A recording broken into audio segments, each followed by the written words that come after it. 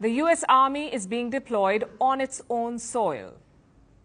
The Trump administration is bringing out all the hardware. We're talking about battle-hardened troops, special forces, spy planes, armored drones. Donald Trump has issued strict orders. Only the Army will control the southern border. Do you know how many troops we're talking about? More than 10,000. This includes 7,000 Marines. These are soldiers who once fought in Iraq and Afghanistan. They are now patrolling America's southern border. They have gone with the Stryker armored vehicles. These are basically mini tanks. 50 of these have been deployed and more are on the way. These are meant for offensive roles, like striking and surveillance. They can detect a mouse from a mile away. Basically, these are vehicles and troops meant for war. Trump has deployed them to the American border, along with high-altitude drones, which can track human movement from far away. The idea is to secure the border, both from land and air. The scale of the deployment is already massive, but the White House wants more troops. President Trump says only the Army can secure the border. But why is he doing this? Apparently to control illegal immigration. Border Patrol agents have been sidelined. Combat troops are the new immigration officers. But is this even legal? Can the U.S. military operate border entry points? Not particularly, but there is a loophole. It was created on day one of Trump's second term. The president declared a national emergency at America's southern border. Now, this puts the region under executive control.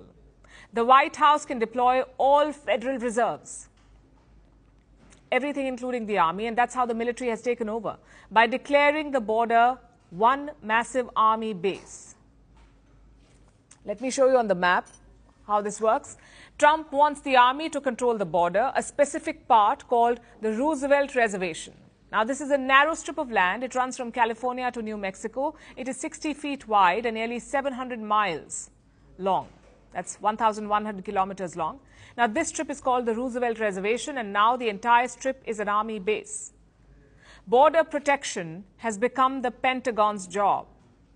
This basically means two things. One, only U.S. troops are allowed there. And two, anyone who crosses over now will be on U.S. military property. Domestic law does not apply anymore. Offenders will face U.S. military laws. They can be charged with serious crimes like threatening national security. The U.S. military has full control over detentions and deportations, and their message is quite clear: cross at your own risk. Did they need so much firepower to secure the border? Well, here's what the numbers say. This is what the data says. Border crossings have plunged since Trump took office. They are down by almost 70%.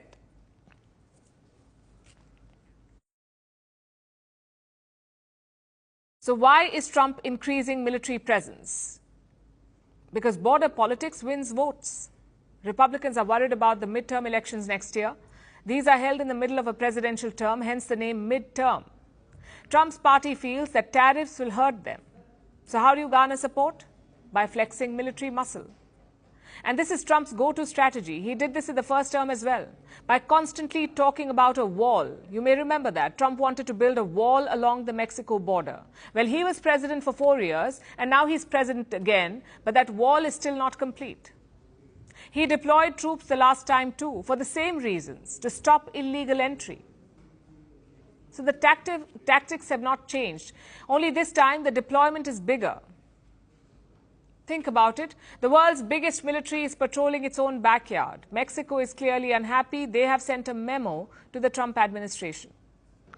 We sent a diplomatic memo in the sense that it's an autonomous decision in their own territory, but we hope it will not cross the border and that there will continue to be the same collaboration we've had so far in security. We don't know if that's to keep building the wall or the objective, but in any case, we always demand respect and coordination.